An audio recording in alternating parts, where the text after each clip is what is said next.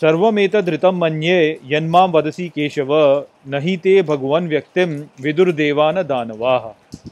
Hello friends, this is the 14th shlok of the 10th chapter of Bhagavad Gita, and today we will understand this shlok in detail. So let's first go over its meaning. So the shlok says, Sarvam etadritam manye, which means all these truths I understand. Yanmam vadasi Keshava, which means which you speak to me, O Keshav. Nahite Bhagwan Vyaktim, which means certainly do not you, the God personality, Vidur Devana Danavaha, which means no, the Devas nor demons. So, in this shlok, Arjun is telling Shri Krishna that whatever you are telling me over here, I consider that to be truth, and you to be God personality is something which is not known to both the Devas and the Danavas, which means the lower deities or the demons. So, in the previous shlok, Arjun had told Shri Krishna that you are now speaking with me. So, he said that you basically are conveying your message to me, which we understood to be divine revelation being coming to Arjun. And over here he is saying that nobody completely understands you, not even the deities nor the demons. So if you were to consider these 2 points together, then what Arjun is telling over here is basically with regards to the dangers that we have when a revelation arrives to us. So if you are living your life according to the teachings of Bhagavad Gita, then of course by now you must have started to get some sort of communication from divine, or the divine inside you must have started speaking with you.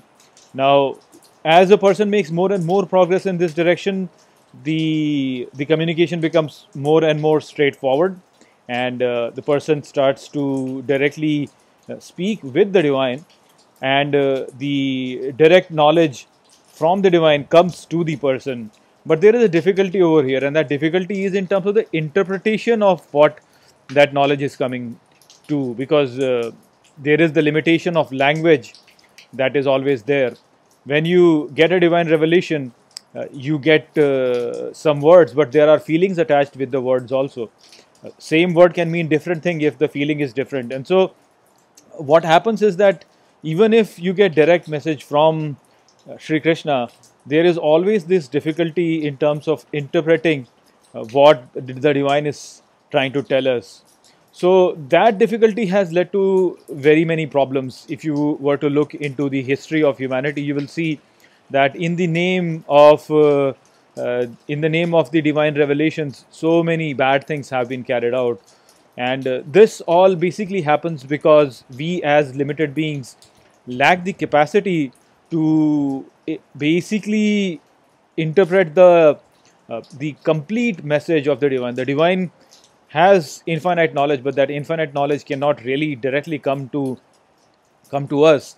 It can always come only in limited forms, and so we have to have the capacity to really interpret what the divine is trying to tell us, and that interpretation can have a lot of problems. And all the bad things that happen in all different religions, it has mostly happened because of this limitation. The divine has said something and the people have interpreted it in the wrong way, and by interpreting it in the wrong way, they have created so many problems. So that's why what we have to understand is that the interpretation of the divine messages are something that has to be taken as partial truths. Actually, whatever divine revelation has come to us, that is not complete truth in itself, because the complete truth is going to be infinite, and the revelations are finite, so they are all partial truths, they are not complete truths. And so you cannot really take a certain revelation and say that this is complete truth. It is not really the case, and we have to always take this as a partial truth, and the interpretation of those words are also to be carried out again and again. You cannot really say that, okay, one interpretation which was done hundreds of years back is what is valid even now. With time, things change, and so the interpretation has to also be modified in accordance to that, wherein you are keeping the eternal laws in mind. So that is what over here Arjun is telling Shri Krishna, that whatever you're telling over here are truths, but that truth is not complete because we as limited beings do not have the capacity to completely understand what the divine is trying to tell us. So that was the message of this shlok. I hope that I have explained this shlok well to you. With that, I'll close this video. I'll see you in the next video. Take care.